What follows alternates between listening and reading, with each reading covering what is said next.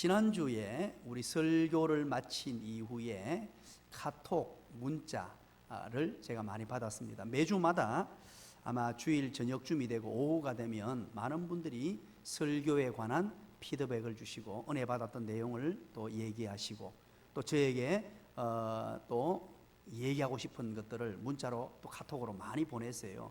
많이 보냈는데 오늘 그 중에 한 분의 카톡을 여러분들에게 소개해 드리고자 합니다. 목사님 안녕하세요.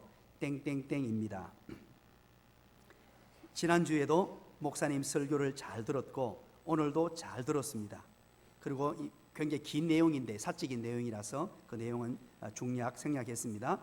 진정한 그리스도인은 즐거워야 한다고 하셨는데 저는 즐겁지 않아요. 그리고 그 이유를 쭉 설명했습니다. 그것도 생략했습니다. 그리고 저는 즐겁지 않은 걸 보니 진정한 그리스도인이 아닌가 봅니다. 저도 진정한 그리스도인이 되고 싶습니다. 오늘 설교 말씀 듣고 나도 그랬으면 좋겠다 생각했습니다.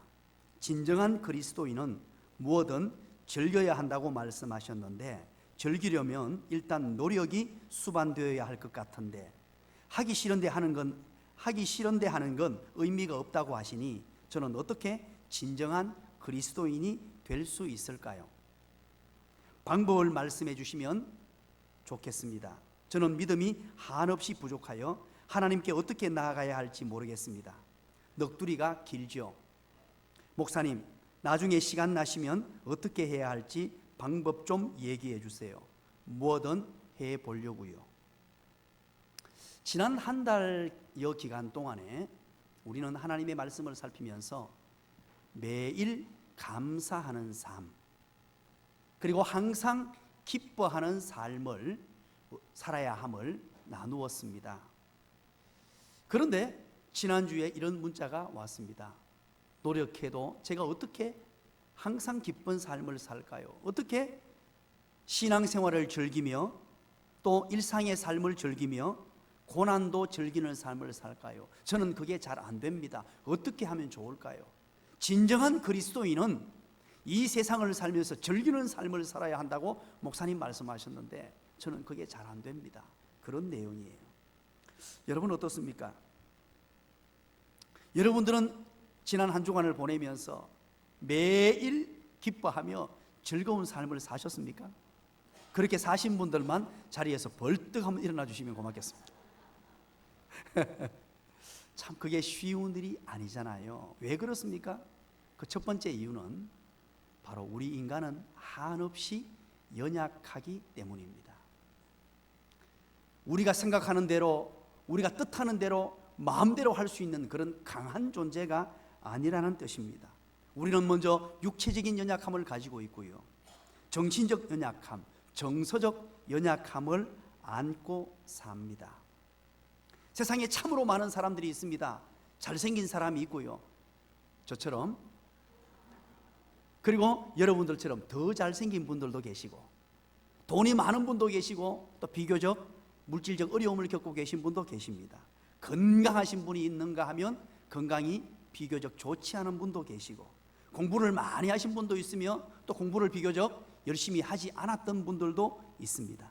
연세가 많으신 어르신들도 있고 또 어린 아이들도 있고 젊은 청년들도 있습니다. 이 수많은 사람들이 있는데 한결같은 공통점을 얘기하라면 바로 연약하다는 것입니다. 여러분, 강해 보이는 사람일수록 약하다는 것 알고 계십니까?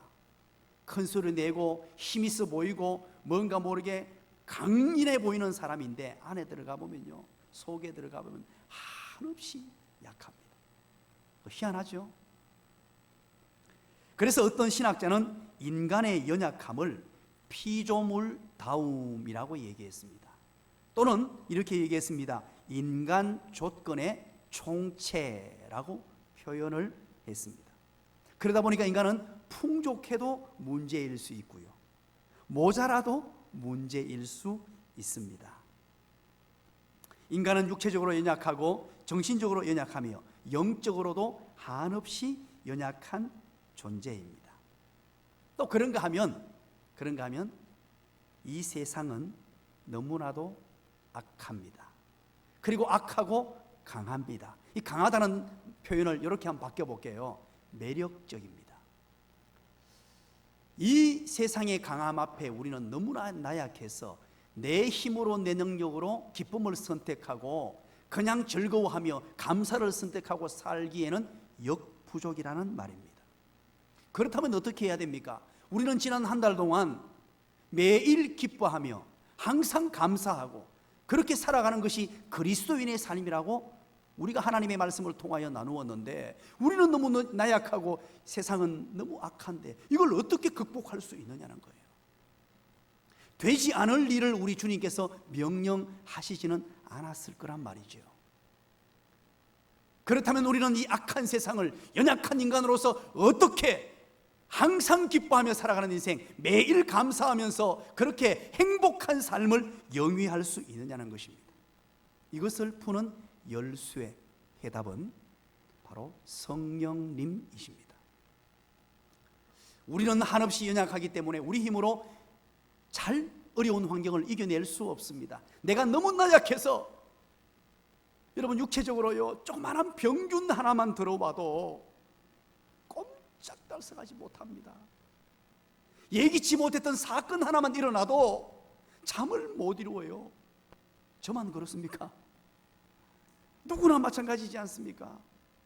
그렇게 강인해 보이고 똑똑해 보이는데 속절없이 무너질 수밖에 없는 우리 연약함, 그래서 우리를 도우시기 위하여 하나님께서 성령님을 우리에게 선물로 보내어 주셨습니다. 자, 그렇다면 여러분들에게 묻습니다. 여러분들이 한번 대답해 보시기 바랍니다. 성령님은 언제 나에게 찾아오셨나요? 이렇게 물으면, 여러분들 주관식으로 물으면 늘 여러분 대답을 안 하세요. 알고 계시면서도 주관식은 대답을 안 해주시는 특징이 있습니다. 그래서 객관식으로 바꾸어서 여러분들에게 묻습니다. 성령님이 언제 내게 찾아오셔서 내게 내주하시느냐? 1번, 내가 예수님을 믿을 때. 2번, 내가 예수님을 믿을 때. 3번, 내가 예수님을 믿을 때. 언제 내게 찾아오셨다고요? 그렇습니다. 내가 예수 그리스도를 믿음과 동시에 성령님은 내게 찾아와서 내 속에 내주하고 계세요. 그런데 문제가 뭐냐 하면 성령으로 충만하냐 충만하지 않으냐 하는 것이 문제예요. 성령으로 충만하면 어떤 어려움도 거뜬히 이겨내고 환경에 구애됨이 없는 기쁨을 누리게 되며 어떤 조건과 상관없는 감사하는 삶이 될 수 있다는 것입니다.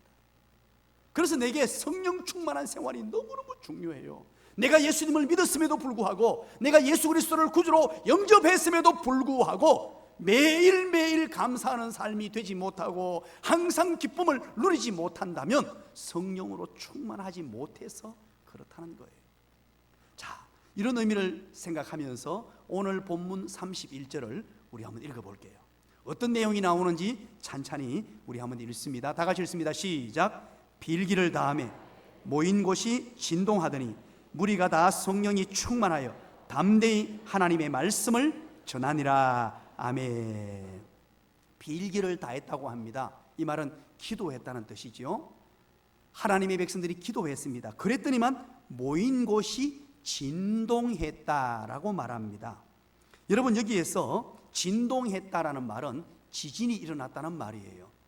우리 구약 성경을 비롯하여 이 신약 성경, 성경에 이 땅이 진동하고 지진이 나타나는 내용들이 간혹 나타납니다. 이것의 의미가 무엇인 줄 아십니까? 이것은 바로 첫 번째 의미는 하나님이 현현하셨다라는 뜻이에요.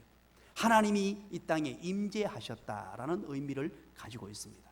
그런가 하면 또 한 가지는 하나님이 기도를 들으시고 응답하셨다라는 의미예요. 하나님의 백성들이 모인 자리에서 간절히 기도했더니만 하나님이 우리가 느끼는 오감을 통하여 응답해 주시는데, 땅이 움직이도록 만드시면서 하나님이 내가 네 기도를 들었고 응답해 준다 하는 하나의 모습입니다. 오늘 하나님의 백성들이 모여서 빌기를 다했더니만 모인 곳이 진동했다고 합니다. 바로 하나님이 임재해 하셨다는 뜻이에요. 성도들이 모인 그곳에 하나님이 임재하셨습니다. 그리고 그 뒤에 단어를 한번 보시죠. 무리가 다 어떻게 되었습니까? 성령이 충만하여 라고 말합니다. 무리가 다라고 말합니다. 다라는 뜻은 예외 없이 모든 사람들이, 그곳에 모여있던 모든 사람들이 모두가 다 성령으로 충만했다는 거예요.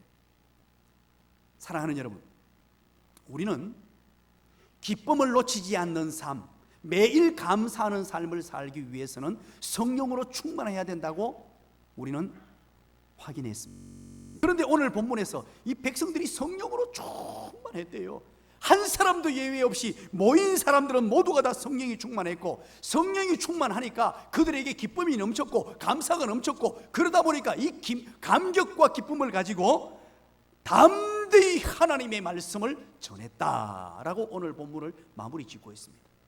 이들에게 기쁨이 찾아왔습니다. 행복이 찾아왔습니다. 이런 말로 형용할 수 없는 그런 하나님의 은혜가 임해서 담대히 하나님의 말씀을 전했다라고 말하죠. 사명을 감당하는 사명자로 세워졌다는 말이지요. 그렇다면 우리는 오늘 이 본문을 어떻게 하면 성령 충만한 자가 될 수 있느냐, 이것이 기쁨을 놓치지 않는 삶, 매일 감사하는 삶, 행복과 기쁨이 가득한 삶, 환경에 구애됨이 없이 그렇게 행복을 누리는 삶의 비결인데, 성령 충만하면, 그렇다면 성령 충만한 인생이 어떻게 하면 될 수 있는가 하는 것이 오늘 본문을 살피면서 세 가지로 오늘 답을 드리려고 합니다. 우리 옆에 분에게 한번 얘기해 주시기 바랍니다. 오늘 당신 수지 맞았습니다. 성경에 이 세 가지 외에는 없습니다. 모든 성경에 동일하게 얘기하고 있는 본문이고요. 성령 충만한 비결, 그래서 성령 충만함으로 말미암아 환경에 구애됨이 없는 기쁨을 누리고 감사가 넘치는 인생, 행복한 인생이 되는 비결. 그렇다면 우리는 4장 1절 전반부부터 전체 내용을 우리가 한번 확인해 보셔야 합니다. 찬찬히 오늘 본문의 내용을 제가 설명을 해드리려고 합니다. 4장 1절부터 22절까지 내용입니다. 이것을 한마디로 제가 요약을 해드립니다. 솔로몬 행각에서 열심히 복음을 전하던 사도들이 있었어요. 솔로몬 행각지에서 열심히 복음을 전하던 사람이 있었는데 두 사람입니다. 한 사람은 벳이고요, 한 사람은 요시입니다. 시작. 아이고, 배명분이라고 안 나오네요. 한 분은 베드로시고 한 분은 요한이세요. 이 두 명의 사도들이 솔로몬 행각에서 예수 그리스도의 복음을 열심히 전했습니다. 그런가 하면 그곳에서 베드로가 특별히 안전뱅이를 일으키는 놀라운 역사를 일으켜요. 이 안전뱅이를 향해서 뭐라 그럽니까? 은과 금은 내게 없지만 내게 있는 예수 그리스도의 이름으로 명하노니 일어나 걸어라. 그랬더니만 안전뱅이가 벌떡 일어나 걷기 시작한 거예요. 이것이 그 동네에 예루살렘 전역에 소문이 나기 시작하고요, 난리가 난 거예요. 도대체 이게 무슨 일이냐, 우리가 다 아는 안전뱅이가 아니냐. 그런데 저가 일어나다니, 그러면서 하는 말이 예수님의 이름으로 안전뱅이가 일어났고 예수님의 능력이고 예수님의 권능입니다 라고 베드로와 요한은 외치기 시작했고, 예수님의 능력이 얼마나 대단하며 예수 안에 있는 기쁨과 행복이 얼마나 대단한 것인지 예루살렘 전역에 다니면서 복음을 전하기 시작했어요. 이 복음을 전했더니만 사내들인 공회원들이 일어났습니다. 그때 당시 제사장, 서기관, 바리새인들로 뭉쳐진 70명에서 72명의 모인 최고의 권력기관이자 종교 지도자의 기관입니다. 그들이 일어나서 베드로와 요한을 잡아갑니다. 투옥시켜요. 그리고 협박을 가합니다. 위협을 가합니다. 그리고 그들에게 묻습니다. 네가 무슨 근거로 이런 얘기를 하느냐? 왜 예수를 전하느냐? 다시는 예수 전하지 마라. 협박과 위협과 신문을 당하고 벌벌 떨게 만들어서 그렇게 고통을 주게 됩니다. 그것이 바로 1절에서 22절까지의 내용을 간략하게 제가 말씀을 드렸습니다. 그리고 나서 오늘 본문 23절 한번 읽어볼까요? 그 상황이 끝나고 난 이후의 내용입니다. 23절 다 같이 읽습니다. 시작. 사도들이 노임에 그 동료에게 가서 제자들과 장로들의 말을 다 알리니. 아멘. 여기에서 사도들이 누구라 그랬죠? 베시와 요시. 시작. 사도들이 베드로와 요한이 놓였다는 것입니다. 사내들인 공회에서 서슬파른 신문을 받고 협박을 당하고 공갈을 당하고 난 이후에 드디어 놓여놨습니다. 그리고 그 동료에게 갔다라고 얘기하고 있죠. 그 동료라는 말은 같은 무리라는 우리말인데요, 이 말은 이디우스의 원형 이디오스라는 그런 헬라어를 쓰고 있어요. 이것은 바로 믿음의 동료들에게 갔다는 말입니다. 투옥되어 있다가 신문을 받다가 이제 나오는 순간에 누구에게 가느냐? 믿음을 함께했던 동료들에게로 달려갑니다. 즉 바꾸고 말하면 성도들에게로 갔단 말입니다. 그러면 성도들이 모여있는 곳을 우리는 뭐라고 얘기합니까? 교회라고 얘기하지요. 성도들이 모여있는 교회로 갔다라는 말입니다.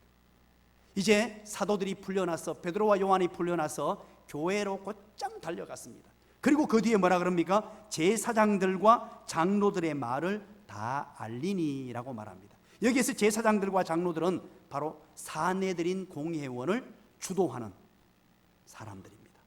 사내들인 공회원들이 협박을 하고 위협을 가하고 예수님 전하지 말라고 했던 그 서슬퍼런 얘기들을 다 전했단 말입니다.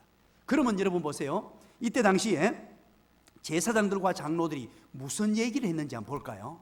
어떻게 하고 풀어줬는지 17절 18절, 사도행전 4장 17절 18절 우리 한번 읽어봅니다. 어떤 얘기를 했는지 봅니다. 시작. 이것이 민간에 더 퍼지지 못하게 그들을 위협하여 이후에는 이 이름으로 아무에게도 말하지 말게 하자 하고 그들을 불러 경고하여 도무지 예수의 이름으로 말하지도 말고 가르치지도 말라 하니. 아멘. 여러분 보세요. 이것이 민간에 더 퍼지기 전에, 이 말은 무슨 말입니까? 와 요한이 예수님의 이름으로 병자를 고치고 예수님이 다시 사흘 만에 부활하셨다는 이 사실을 만방에 막 전하고 선포하고 다니니까 더 이상 여기에서 멈추도록 만들자는 거예요. 이거 더 이상 소문 나가면 안 되겠다. 이 얘기가 더 퍼져나가면 안 된다. 퍼지지 못하게 하여 그들을 위협하고 이후에 이 이름으로, 이 이름이 누굽니까? 예수님의 이름을 아무에게도 말하지 말자 하고 사내들인 공회원들이 자기들끼리 의논하고 베드로와 요한에게 협박을 했다는 말입니다. 그리고 18절에 뭐라 그럽니까? 그들을 불러 경고했다는 거예요. 베드로와 요한을 경고하고는 도무지 예수의 이름을 말하지도 말고 가르치지도 말라. 그리고 풀려났단 말이에요. 풀려나서 이제 베드로와 요한이 그 동료들에게 가서 이 이야기를 다 전한 거예요. 여러분 성도님들이요, 사랑하는 성도님들이요, 우리가 신문을 받고 협박을 당하고 고통을 당했는데 저들이, 사내들인 공회원들이 이런 얘기를 합니다. 다시는 예수 전하지 말라고 합니다. 예수 전하면 우리 다 죽인답니다. 이 얘기를 다 얘기해 줬어요. 그러면 여러분들이 이 얘기를 들었다면 어떤 생각이 들겠습니까? 예를 들어서 저하고 우리 김종국 장로님이 복음 전하다가 잡혀갔어요. 안 놀라시네요. 장로님하고 저하고 잡혀가가지고 이게요, 국가 권력에게 막 구중을 당하면서 다시는 시지지역에, 경산지역에 예수 전하지 마라. 예수 전하면 너가 다 죽이뿐다. 알겠나? 죽이뿐다. 사투리스도 여러분 별로 감동이 없네요. 그러고 나와서 이제 제가 여러분들에게 얘기하는 거예요. 지금 국가 권력에서 이렇게 얘기합니다. 어떻게 하면 좋겠습니까? 그러면 여러분 어떻게 하겠습니까? 1번 다 도망간다, 2번 이제 교회 안 나온다, 3번 모르겠다. 상당히 흔들릴 거예요. 국가의 공권력 가지고 스슬파는 칼날을 들이대면서 다시는 예수 전하지 말고 예수의 예자도 얘기하지 마라. 이런 상황입니다. 이런 상황 가운데 여러분, 도리어 결론을 우리가 31절 봤죠. 무리가 다 성령이 충만했다 그래요. 이런 위기 앞에서, 이런 절체절명의 상황 앞에서 어떻게 성도들이, 또 베드로와 요한이 성령 충만함으로 기쁨을 놓치지 않고 감사와 감격의 삶을 살 수 있었냐는 거예요. 어쩌면 이런 상황 같으면요, 벌벌 떨면서 불평하고 비난하고 원망할 수 있는 상황 아닙니까? 이렇게 얘기하지 않겠습니까? 아이고, 우리 목사님하고 우리 장로님 좀 서슬 전도하지 말라고 그래 심하게 전도해가 그래 경찰한테 붙들려가 극하노. 우리까지 절단나게 생겼네. 김종국 장로님 기도 뜨겁게 할 때 내가 알아봤다 그러고. 그러면서 불평하고 원망할 수 있잖아요. 베드로 요한을 향해서 좀 살살 믿지 말로 그래 시게 믿노. 좀 이렇게 지혜롭게 좀 하면서 나중을 봐가면서 그걸 하지. 그리고 불평할 수 있는 상황이에요. 그런데 여러분, 오늘 24절부터 기록된 내용들은 이 하나님의 백성들과 베드로와 요한이 성령 충만했던 비결을 소개하고 있어요. 24절 첫 번째입니다. 여러분들이 이제 해답을 한번 찾아보시기 바랍니다. 첫 번째, 성령 충만하려면 어떻게 해야 되는지 24절 다 같이 읽습니다. 시작. 그들이 듣고 한 마음으로 하나님께 소리를 높여 이르되 대주제여 천지와 바다와 그 가운데 만물을 지으신 이시여 찬양했습니다. 여러분, 성령 충만한 인생, 행복과 기쁨이 가득한 인생, 감사로 점철되는 인생, 그 인생을 살기 위하여 우리가 성령 충만하면 된다고 했는데, 성령 충만한 사람이 되는 첫 번째 비결입니다. 바로 찬양입니다. 찬양. 오늘 여러분 보세요. 그들이 듣고라고 말하죠. 그들은 바로 성도들입니다. 이 베드로와 요한이 이제 나왔습니다. 나왔는데 베드로와 요한의 말을 그들이 성도들이 모여서 들었습니다. 그리고 여러분 그 다음 단어를 보세요. 한 마음으로 그러죠. 한 마음으로. 이 단어는 바로 호무와 디도스라는 단어의 합성어입니다. 호무라는 단어는 열정, 열망이라는 단어고요. 디모스라는 단어는 하나의 열정으로 일치된 마음으로라는 뜻이 있어요. 그래서 이 말은 무슨 말입니까? 바로 한 마음이 되었단 말입니다. 일치되었다는 거예요. 누구 한 사람 이 어려움 가운데, 위기 가운데 불평하거나 원망하거나 누구를 탓하는 사람 없이 온 성도들이 함께 모여가지고 하나 된 마음으로, 동일한 마음으로, 일치된 마음으로, 심지어 거기에 이 단어에 호무, 열정까지 있었다는 말이에요. 그러면서 뭐라 그럽니까? 한 마음으로 소리를 높였다고 합니다. 바로 찬양했다는 것입니다. 오늘 여기에 찬양은요, 어떤 찬양이냐? 오늘 우리 찬양대가 말했던 강하고 담대하라 이렇게 노래로 부른 찬양이 아니고 기도조의 찬양입니다. 여러분, 찬양의 의미를 아시죠? 찬양은요, 모든 행위에서 큰 소리로 찬양할 수 있고요, 행동으로 찬양할 수 있고, 노래로 찬양할 수 있고, 말로 찬양할 수 있고, 표현으로 찬양할 수 있고, 손으로 찬양할 수 있고, 다리로 찬양할 수 있어요. 손을 높이 드는 것, 입을 크게 벌리는 것, 또 큰 소리로 하는 것. 오늘 여기에서는 바로 기도조로 찬양을 하는데, 찬양의 내용이 무엇입니까? 바로 대주제여 천지와 바다와 그 가운데 만물을 지으신 이시오 하면서 하나님의 이름을 높여드립니다. 무슨 말입니까? 천지 만물을 창조하신 분이 우리 하나님이십니다. 만물을 다스리시는 대주제가 되시는 분이 우리 하나님이십니다 라고 외치기 시작했어요. 어떤 상황 가운데? 위기 가운데 베드로와 요한이 와서 다 보고를 했습니다. 큰일 났다고 보고했어요. 이제 예수님 전하면 안 된다는 얘기를 들었습니다. 예수님 전하면 다 죽인다는 얘기를 들었어요. 다시는 예수 얘기하지 마라, 그 얘기를 듣고 지냈는데 한 사람도 두려워 떠는 사람이 없이 모두가 한 마음이 되고 한 뜻이 되어 천지 만물을 창조하신 하나님이시여, 능력의 하나님이시여, 권능의 하나님이시여, 하나님을 찾고 있고 하나님을 노래하고 있으며 하나님을 높여드리고 있다는 사실입니다. 이야, 기가 막히지 않습니까? 기가 막힌 하나님의 사람들이에요. 이것이 기쁨을 누리는 삶의 비결이요, 날마다 감사하는 삶의 비결이요, 성령 충만한 삶의 비결임을 믿으시기를 간절히 축원합니다. 우리도 날마다 찬양해야 됩니다. 어려워질 때마다 나는 믿네 주의 능력으로 내 삶 새롭게 되리. 나는 믿네 주의 능력으로 담대히 나가리라. 어떤 어려움이 있더라도 주의 능력을 내게 받으면 새삼 얻게 되고 주의 능력으로 담대히 나가겠습니다. 하나님의 크신 능력, 하나님의 크신 권능, 창조의 하나님, 능력의 하나님, 권능의 하나님, 그분을 찬양하는 인생이 되면 성령 충만한 인생 되는 줄 믿으시기를 간절히 축원합니다. 그리고 두 번째입니다. 25절부터 28절까지 내용입니다. 25절부터 28절까지 내용이 쭉 연결이 되는데요, 오늘 이 위기와 백성들이 위기를 당했습니다. 바로 사내들인 공회원들, 지도자들이 협박을 가하고 다시는 예수 전하지 말라고 얘기했어요. 엄청난 삶의 고난이죠. 그때 찬양으로 입술을 열면서 25절부터 나오는 내용이 뭐냐 하니까 하나님의 말씀을 기억해냅니다. 이 순간에 하나님의 말씀을 떠올리게 돼요. 이 역경의 순간에, 이 고통의 순간에, 이 환난의 순간에 하나님의 말씀을 함께 나누게 됩니다. 그 하나님의 말씀이 시편 2편의 말씀을 함께 나누는 내용이 25절부터 28절까지 내용인데요, 우리 25절 한번 읽어볼까요? 다 같이 읽습니다. 시작.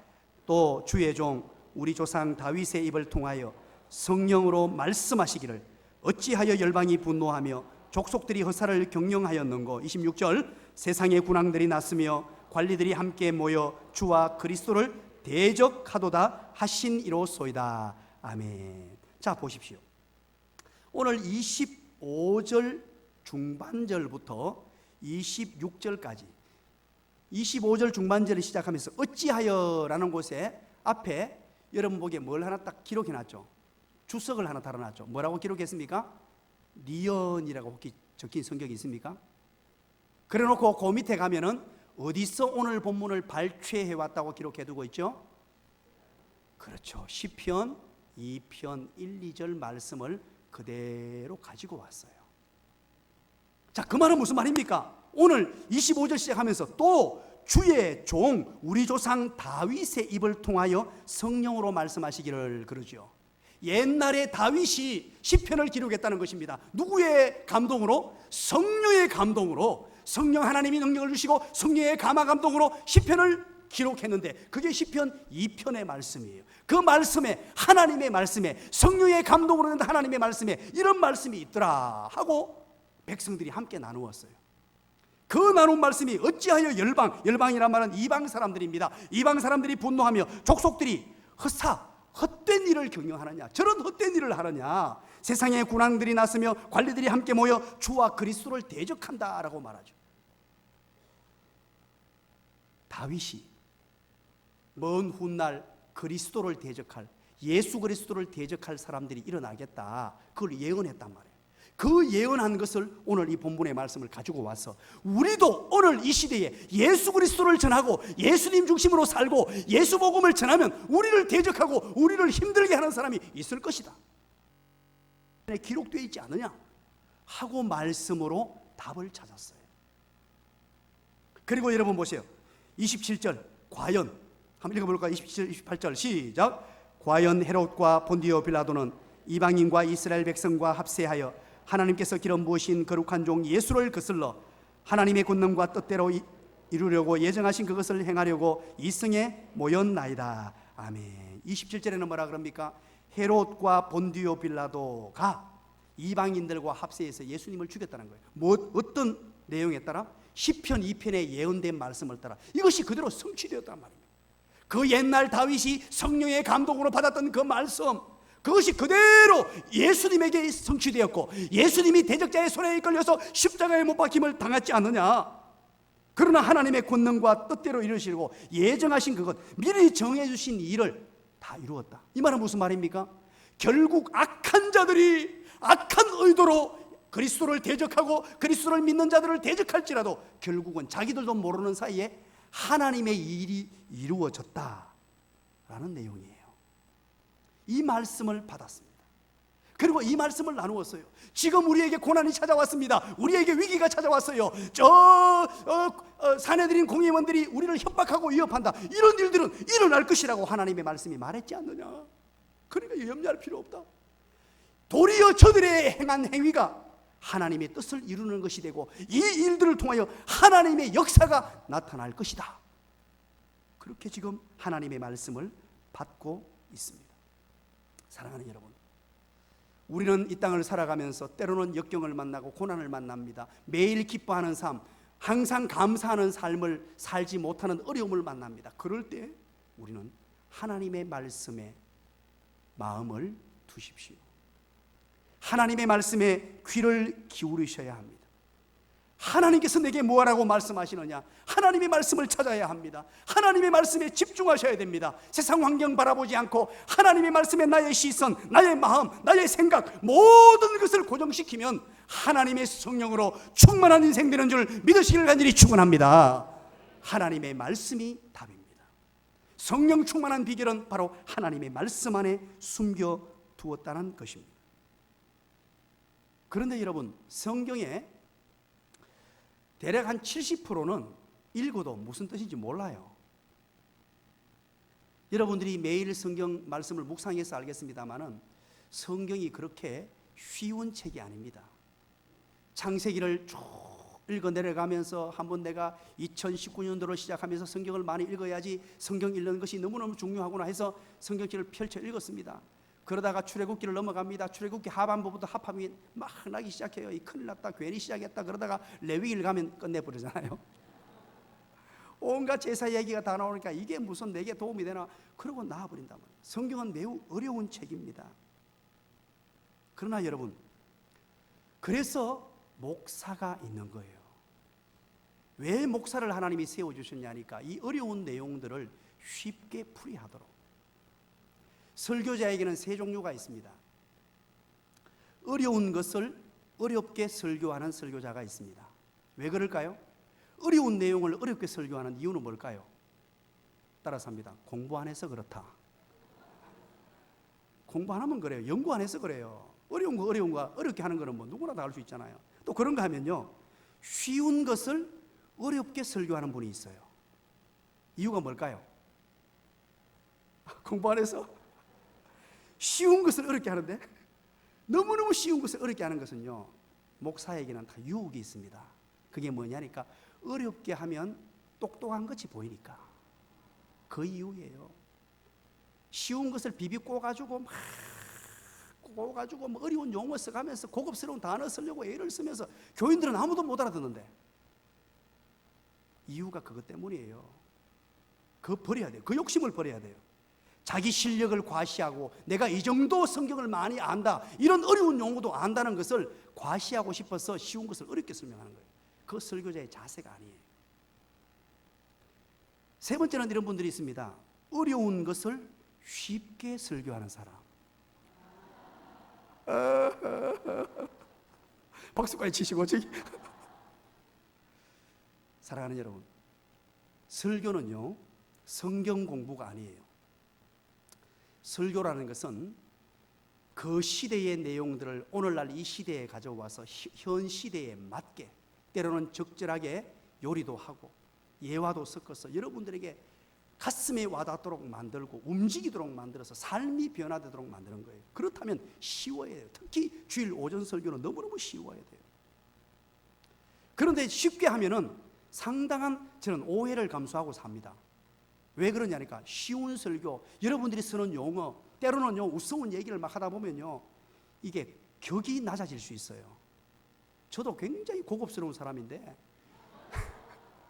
여러분들을 위해서 이걸 하나 만들어내려고 우스운 얘기 찾으려고 몇 시간을 찾고요. 때로는 여러분들이 딱딱해지면 사투리 한번 넣어버리면 웃잖아요. 그래서 저는 사투리 안 쓰는 사람이 돼도 사투리를 막 써요. 사랑하는 여러분, 이 어려운 내용의 말씀을, 그래서 우리 주일 이 설교 시간이 매우 중요합니다. 본문을 정할 때도요 얼마나 심사숙고하는 줄 아십니까?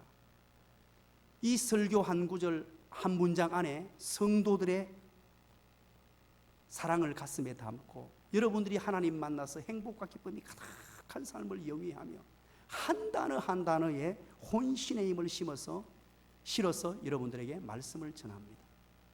그래서 여러분 주일 예배 시간에 말씀을 잘 들어야 돼요. 그리고 훈련반 할 때 여러분 조금 바쁜 여정이 있더라도 각 훈련반 프로그램에 그때는 성경 공부하는 시간입니다. 설교하는 시간이 아니고 정말로 깊이 있게 할 수 있어요.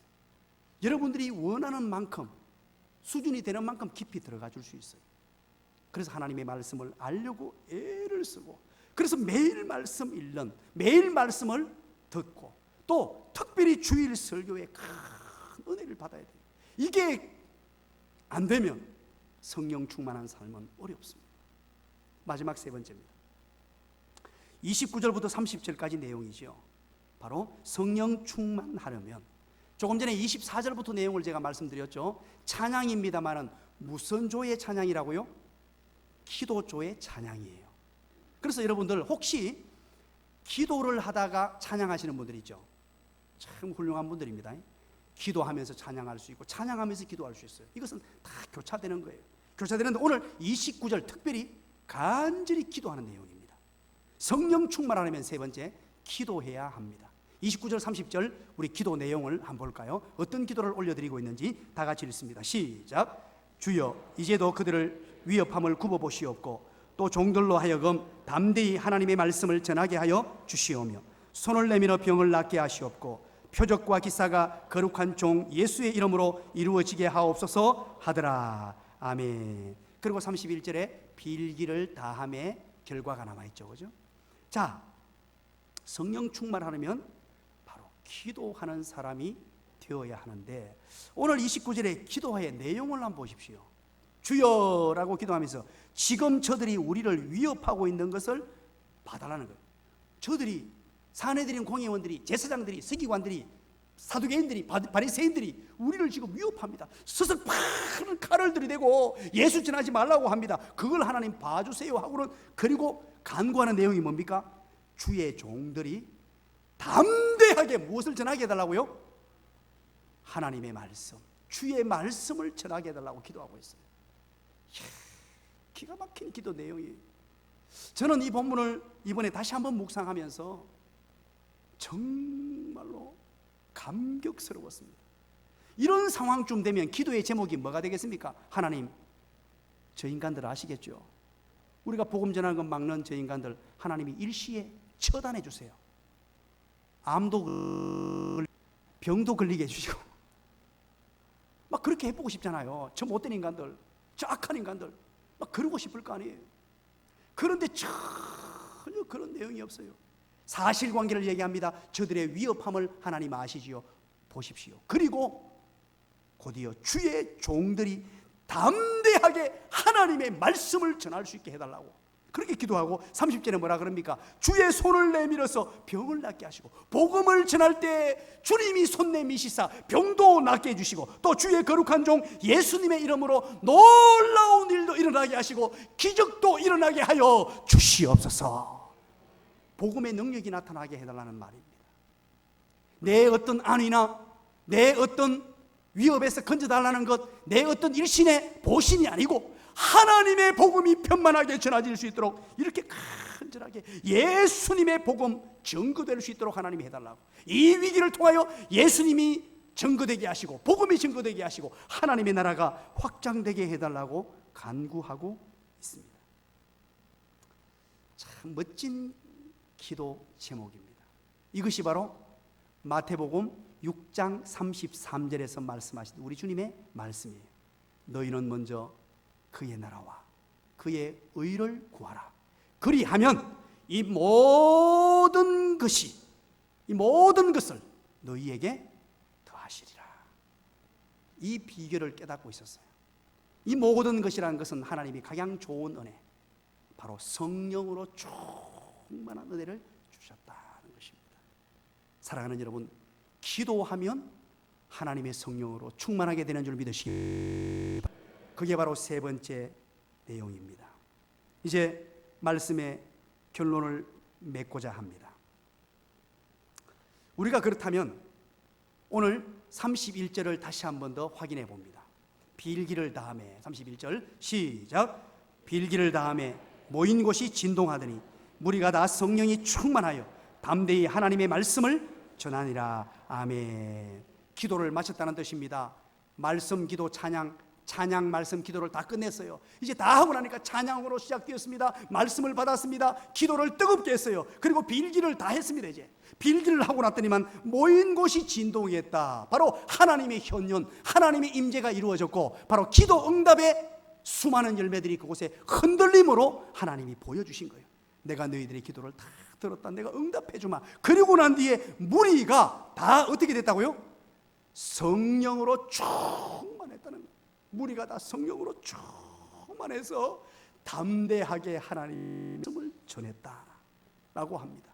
그렇다면 우리는 오늘 이 시간 세 가지, 찬양과 말씀과 기도를 어떻게 끊이지 않게 성령 충만한 사람이 되어 성령 충만한 삶이 되어 기쁨을 놓치지 않고 날마다 감사하는 삶을 살 수 있는가? 구체적인 지침을 숙제로 내려고 합니다. 오늘 이 숙제를 내고 오늘 저녁에 여러분들에게 표본 출실해서 모두에게 전화는 못하고, 제가 1부 예배 때는 3명 얘기했습니다. 2부 예배 때는 5명에게 전화를 드리겠습니다. 자, 이제 숙제를 잘 받아 적으십시오. 먼저 찬양입니다. 이걸 어떻게 구체적으로, 이 정말로 성령 충만한 사람이 되기 위하여 찬양 잘하는 사람이 되어야 되는데 어떻게 잘할 것인가? 숙제를 드립니다. 찬양 첫 번째, 내 인생의 최고의 찬양을 뽑으십시오. 1번, 내 인생의 최고의 찬양. 여러분, 지금 내 인생의 최고의 찬양 그러면 어떤 생각이 듭니까? 어떤 찬양이 떠오릅니까? 생각 없습니까? 한번 깊이 생각해 보십시오. 내 인생의 최고의 찬양은 무엇인가? 내가 이것 때문에 울고 웃고 이 찬양 부르면 감격스럽고 가슴이 뜨거워지는 찬양, 내 인생의 최고의 찬양. 그리고 두 번째입니다. 2019년 올해의 최고의 찬양입니다. 올해의 최고의 찬양은 여러분 무엇입니까? 그리고 세 번째입니다. 이달의 최고의 찬양입니다. 이번 달에 내 인생의 최고의 찬양. 은혜 아니면, 저는 이번 달에 최고의 찬양입니다. 요즘 막 계속 이 노래 부르고 있어요. 목양실에 앉아서도 부르고 집에서도 부르고 누구 자다가도 막 은혜 아니면 그러고, 은혜 아니면 의할 뻔했나 그러고, 은혜 집사님 어디 가셨노? 은혜 아니면. 자, 그리고 두 번째 말씀입니다. 말씀, 원래 매일 말씀 묵상하는 것이 원칙입니다만 그렇게 하는 것이 쉽지 않잖아요. 그래서 할 수 있는 제가 숙제를 내어드립니다. 우리 중직 이상 목자분들은 4회 이상 매일 말씀 묵상을 하십시오. 매일. 그리고 일반 성도들께서는 2회 이상 말씀 묵상을 기록을 하셔야 돼요. 말씀 묵상을 하십시오. 그리고 두 번째입니다. 주일 설교에 은혜를 받으십시오. 은혜를 받고 반드시 내가 가장 아끼는 세 사람에게 은혜 나눔을 하십시오. 내가 오늘 주일 설교에 이렇게 은혜 받았습니다. 그리고 이야기로 나눔을 하십시오. 사랑하는 남편님, 내가 오늘 말씀에 이런 은혜를 받았습니다. 그런데요, 여러분 한번 해보십시오. 은혜를 받으려면 설교를 대충 들어서 안 됩니다. 여러분, 우리 교인들 중에 많은 분들이 고백을 합니다. 목사님, 주일 오전 예배 설교를 들었는데 그때는 너무 쉽게 들렸는데 방송에 들어가서 인터넷으로 들어보니까 와, 들리지 않는 게 들리던데요. 두 번째 들으니까 또 다른 게 들리고, 세 번째 들으니까 또 다른 게 들리고, 네 번째 들으니까 더 깊이 들리더라고요. 왜냐하니까 그게 제가 의도한 바입니다. 설교를 들어보면 오전 예배 때는 여러분 대중적으로 막 들리도록 만들어 놓았는데 안에 들어가 보면 구석구석에 수준 있는 분들도 조금 타치하도록 만들어 놓았어요. 몇 번 들으면은 더 깊이 있게 설교가 들려질 거예요. 그러기 위해서 여러분 설교를 듣고 나눔을 하셔야 돼요. 이야기하는 순간에 은혜가 배가 됩니다. 혼자 알고 있지 말고 여러분 사랑하는 사람에게, 여러분 최고 사랑하는 사람 누굽니까? 1번 아들, 2번 아들, 3번 아들, 4번 모르겠다. 아이고, 속으로 여러분이 하는 분이 있네요. 나는 남편인데요. 저 아름 씨가 그렇게 했어요 지금. 그러면 남편에게 얘기하는 거예요. 남편에게 얘기하고 아들에게 하면 아들에게. 말씀을 나누면요, 이게 얼마나 풍요해지는지 몰라요. 은혜 받는 것. 오늘 이 말씀에 뭐 설교 다 설명할 필요 없습니다. 하나 딱 캡쳐가지고 이런 것에 은혜 받았다, 너무 감격스러웠습니다 하면요, 이 은혜가 배가가 되져요. 그리고 세 번째입니다. 설교 노트를 여러분 하십시오. 노트 하셔서 이제 앞에 그렇게 적으십시오. 설교 노트라고 적고 2019년 하반기 설교 노트 딱 시작해서 딱 적으셔가지고 여러분 그걸 글씨를 예쁘게 쓰려고 애쓰시고 책을 딱 만드십시오. 그리고 매년마다 이것을 책을 만들어서 여러분 책꽂이에 딱 꽂아놓고 책을 읽어보십시오. 이건 여러분 나중에 며느리에게 갑으로 물려주시기 바랍니다. 그리고 손자 손녀에게 갑으로 물려주셔서 하나님의 말씀. 그리고 기도입니다. 기도는 보통 새벽 기도회는 우리가 매일 하는 것이 원칙입니다만 저는 매일 안 해도 괜찮아요. 여러분 매일 하려고 그게 율법이 되면 안 돼요. 안 하는 사람 원망하고 니는 왜 안 하노? 니는 장로님이 되셔가지고 기도도 안 하시고 이하고 바리새인 되지 말고 4회 이상. 왜 웃습니까? 우리 중직분들은 4회 이상. 그리고 우리 성도님들은 2회 이상. 왜냐하니까 기도 개인적으로 못해요. 집에서 한번 해보려고 하세요. 이거 먼저 출발이 공적으로 교회에 나오시는 게 제일 좋습니다. 그래서 딱 나오셔서 이제 집에 일찍 가지 마시고 이제 우리가 5시 반부터 6시까지 설교를 듣고 그러면요 최소한 한 내가 20분은 기도해야지라고 마음을 드세요. 30분 정도는 개인 기도를 해야 되겠다 하고 앉아 계십시오.